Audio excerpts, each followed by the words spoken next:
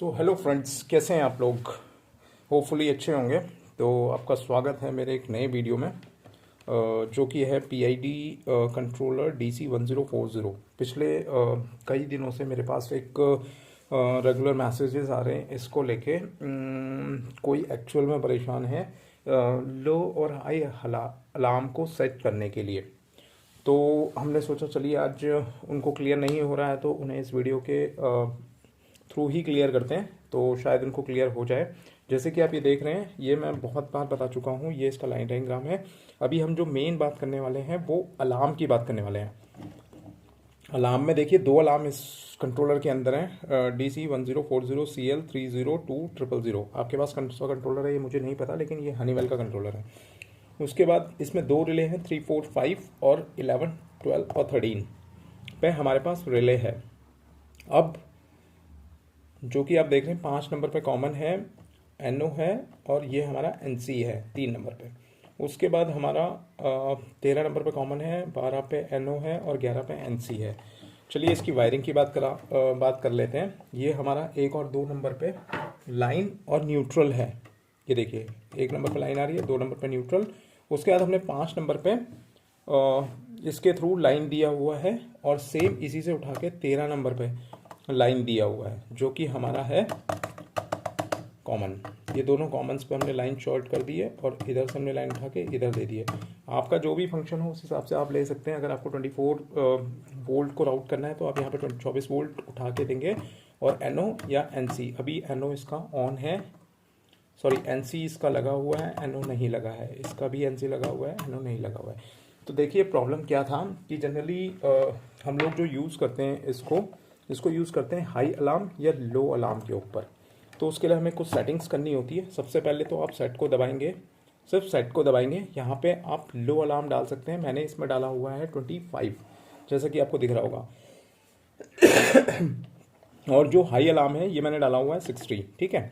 उसके बाद जो आपको करना है, फर्स्ट और थर्ड बटन को आप एक बार दबाएंगे तो इनपुट आ जाएगा। ये हमारा 420 मिली एम्पेयर पे कनेक्टेड है। उसके बाद आपका लो 0 है, और USB हमारा मतलब हाई पॉइंट हमारा 100 है। उसके बाद जो अलार्म के लिए होता है वो होता है ALD1। अगर आप इसको लो के ऊपर यूज़ करना चाहते हैं पहले अलार्म को, तो आप उसमें डालेंगे रीडिंग 14, ठीक है। मैं इसको करके भी दिखाऊंगा। ये आप डालेंगे 14। उसके बाद ALD2 ये होता है हमारा हाई अलार्म के लिए। अगर आप इसको हाई के ऊपर यूज़ करना चाहते हैं तो आप इसमें डालेंगे 15, ठीक है। यहाँ तक सारी चीज़ें क्लियर, और बाकी अलार्म के ऊपर और कुछ नहीं करना है। चलिए चेक करते हैं। अभी हमारे जो अलार्म के पॉइंट्स हैं वो है हमारा AL1 ये रहा, AL2 ये रहा, ठीक है। तो ये हमारा सोर्स है, जैसे कि आपको पहले दिखाया हुआ है मैंने। ये हमारा सोर्स है LC11, जिसके थ्रू हम वर्क करते हैं। अभी 4 मिली एम्पीयर पे 0 आ रहा है। हमने इसको 8 किया और हमारा 25 आया। जैसे ही हमारा 25 आया, ठीक है, अभी हमारा जैसे ही हमारा 25, हमने AL1 में 25 डाला हुआ था, तो हमारा इसमें NO एक्टिवेट हो गया।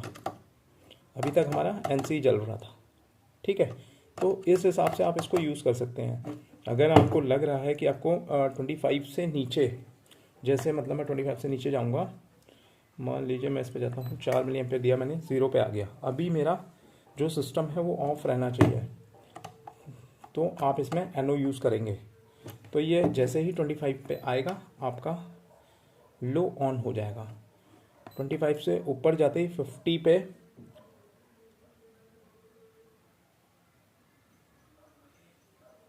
पे अब हमने हाई का जो सेट पॉइंट डाला है वो हमने डाला 60।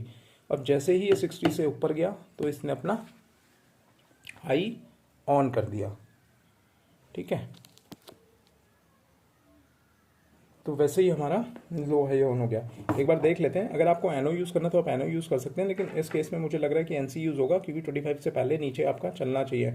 जैसे ही हमने 8 मिली एम्पीयर 25 पे ये ऑन हो जाता है, क्योंकि ये 25 से अगर नीचे रीडिंग रहती है तो ये NC बना रहेगा लो पॉइंट के लिए।